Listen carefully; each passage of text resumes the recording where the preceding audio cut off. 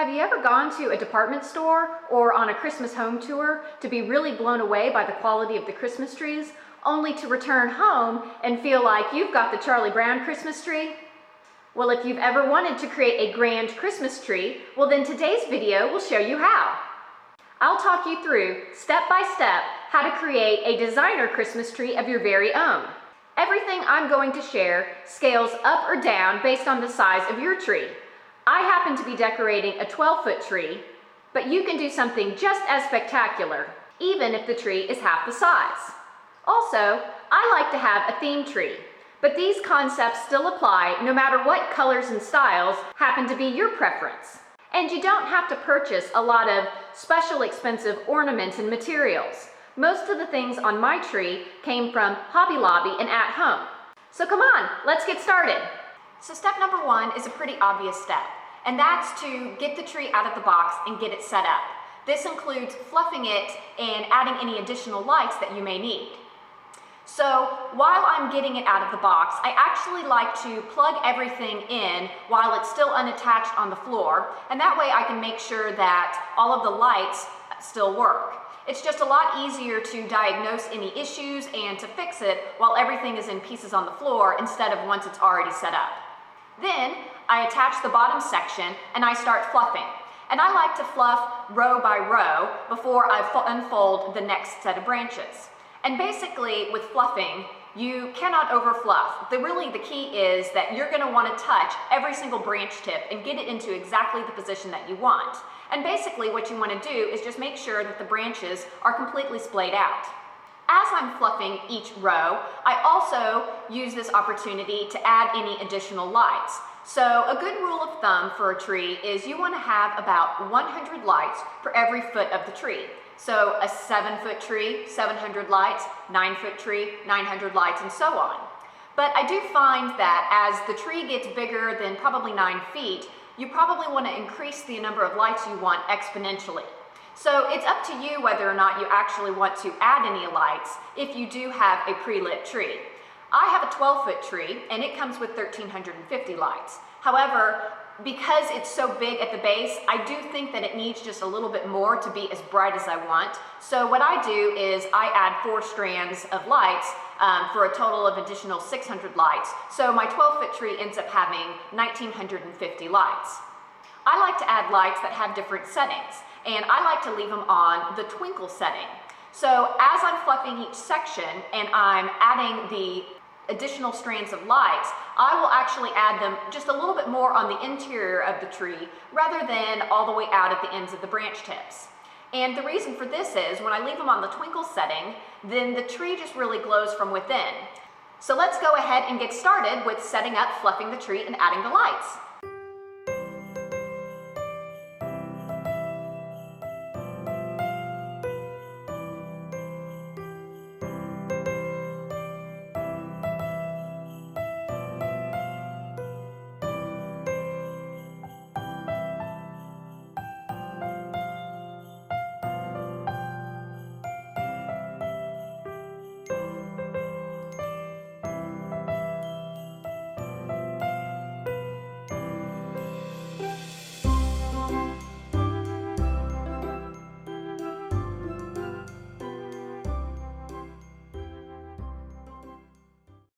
The second step in creating a designer-looking Christmas tree is to create a spectacular tree topper. I like to do the types of tree toppers that look like they're spraying out of the top of the tree, kind of like fireworks. Now one tip is to actually leave the very top section of your tree off and to assemble the tree topper on the top section while it's on the ground to make it a little bit easier, and then to put it on the top. But because my Christmas tree is so large and because the tree topper that I create is kind of heavy, that's just too cumbersome. So I will be assembling mine on the top of my tree. So for a spectacular tree topper, it should consist of several different materials. The first are bows. And so this is the one of the bows that I've made for my tree. I'll link a video below that shows how you can make bows that look like this as well if you're interested. For a 12-foot tree, I like to use 4 bows about this size, and I will tie these all the way around near the very top of the tree. If you have a 7.5 to 9 foot tree, you can probably get away with 3 bows, and anything smaller than 7.5 feet, you only need 2. Then I like to have a variety of sprays in different materials, colors, and visual weights that will actually come out of the tree topper at the very top and also even drip down a little bit.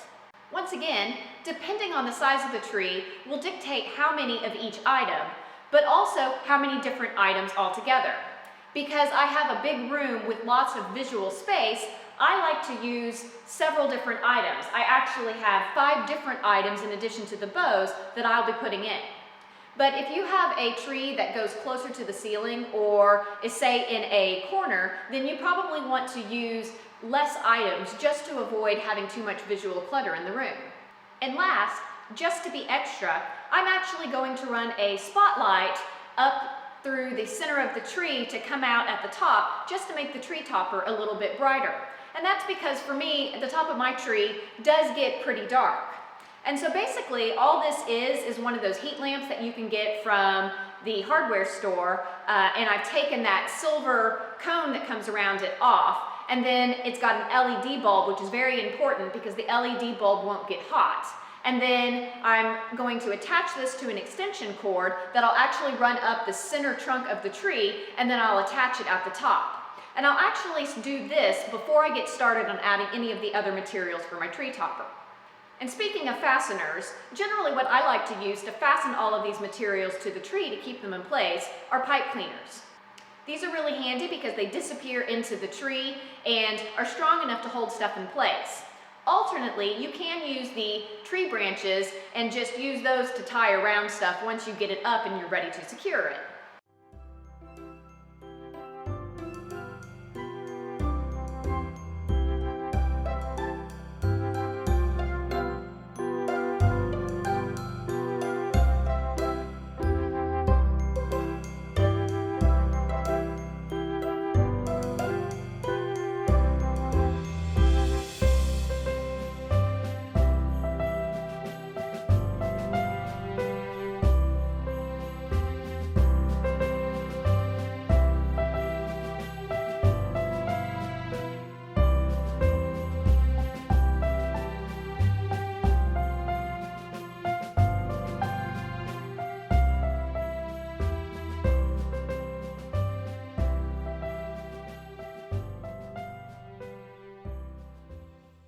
All right, it's day 2, and I'm moving on to step 3, which is to add the fillers to the tree.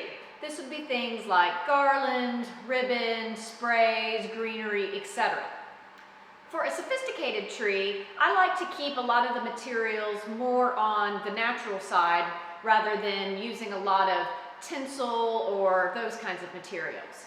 But one thing that I am going to do to help fill some of the spaces and gaps in the tree is put in some ribbons. And so rather than using long strands of ribbon that I have to weave in and out of the tree, what I like to do is just create simple loops. And then I can just tuck this in and fill in where I need to.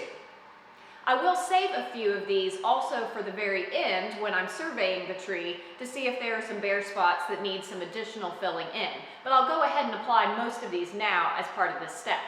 I'll also take this time to go ahead and add some of the sprays of items that I would like to have just inserted in the tree. And I've got a few different types here, different materials, different visual weights, and then of course some different colors. All of these are very glittery, so it's going to look like a glitter bomb went off in my house by the time this is all done. And then the last filler that I'm going to add are just things that also help take up space that I generally like to group in 3s. So these are just natural materials that have been shaped into some interesting shapes and of course colored in colored glitter. And then these are just some natural materials as well, and I grouped both of these in 3s and we'll insert these along different spots of the tree. So as I start putting these on the tree, I will go type by type. So I'll do all the ribbons first, then I'll move on to all of one type of spray, all of another type of spray, etc. And that's just to make sure that I get a very even disbursement throughout the tree of each of the materials.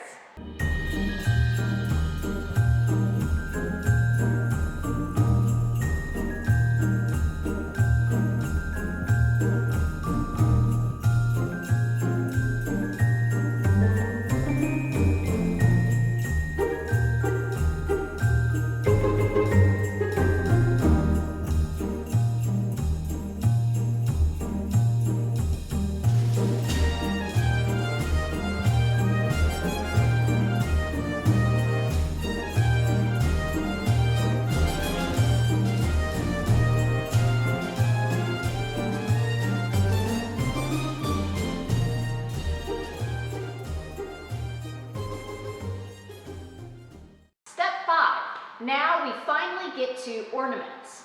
And what I like to do is go ahead and lay all of my ornaments out. So I've divided my ornaments into two different sections. My first section are what I kind of refer to as the filler ornaments. These are the ornaments that are maybe a little more plain. I've got a lot of them, a little bit bigger ornaments, and these are the things that I'm generally going to tuck more on the inside of the tree. Then I've got my special unique ornaments in another pile. And these are the things that I probably don't have as many of, or I like them so well and maybe have more detail that I want to make sure that they hang on the outside of the tree. So to start applying ornaments, what I'm going to do is I'm going to work myself from the inside out. So I am going to hang ornaments inside of the tree. And the reason that you do that is it makes your tree just have more dimension. It makes it look fuller, it makes it look more impressive, and especially when you hang things with a little bit of a shine on the inside, it helps reflect the light even more so your tree appears even brighter. So I'm going to start with the filler ornaments, and I'm going to work myself kind of from the bottom up. So I've got several different types of balls. I have balls in all different sizes, and then of course I have just your typical balls that you see. And so what I'm going to do is I'm going to start with some of the bigger balls, and I'm actually going to tuck these kind of into the tree. And I may need to tie it to keep it to stay, at least something this big. But for some of my other ones, like these, I'm actually just going to tuck them in and they'll stay quite nicely on their own.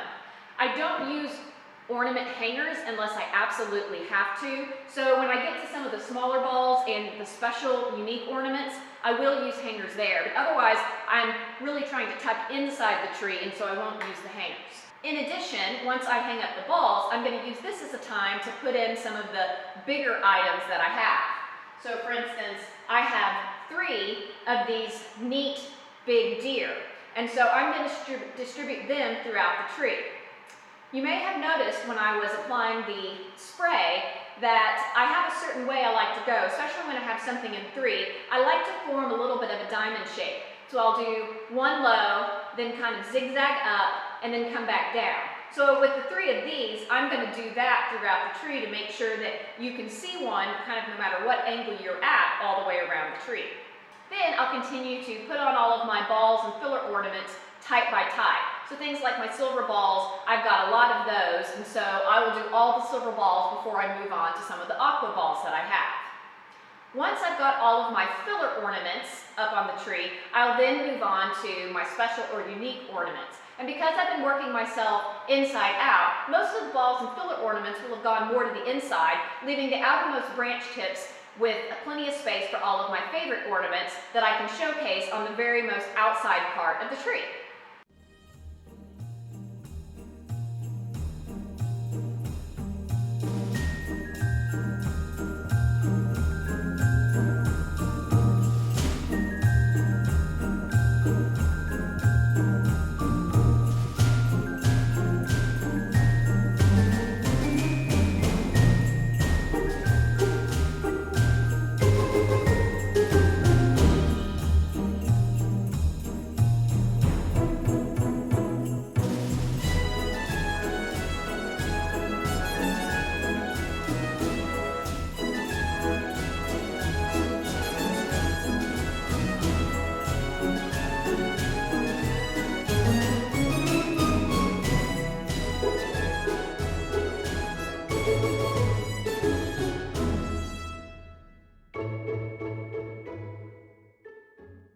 So now that we've got all the ornaments on the tree, the 5th step is to take a step back and survey and see how you like everything on the tree. Now I've been doing this as I went along, but I want to go ahead and take a step back now and go ahead and look over everything. And I'll continue to do that over the next few days, weeks, probably all the way through Christmas. I'll continue tweaking. But basically what I'm looking for are any spots where it looks bare, feels a little heavy, I've got too much of the same thing. And if I find that, I'll just move stuff around. Now is also the time that I'll go ahead and use the remaining ribbon loops that I have and just fill in some of those bare spots, because that inevitably happens. And last step, once you have the tree how you like it, time to add the tree skirt. And since I don't like having a tree skirt with no presents or anything on it, I always like to accessorize my tree skirt to kind of fill in until the time I have presents to put under the tree. So I use several different things. The first is I like to use a nice big Santa. Then I always find some neat Christmas trees. These are just some hemp rope Christmas trees covered in glitter, more of it, what else? And then I even have this nice little trio of lighted presents that will provide some light underneath the Christmas tree. So I'll go ahead and arrange the skirt and these items, and our tree will be done. Here's how everything turned out, and I'm really pleased. Now I'm going to go clean up from this glitter explosion. Although, let's face it, I'll be cleaning up glitter for months. Anyway, I hope you liked this video. If so, please give it a thumbs up and consider subscribing so you don't miss out on any of my future videos. And if you try a designer tree out of your own, please let me know how it goes in the comments. Hope you have a very merry holiday season, and until next time, bye!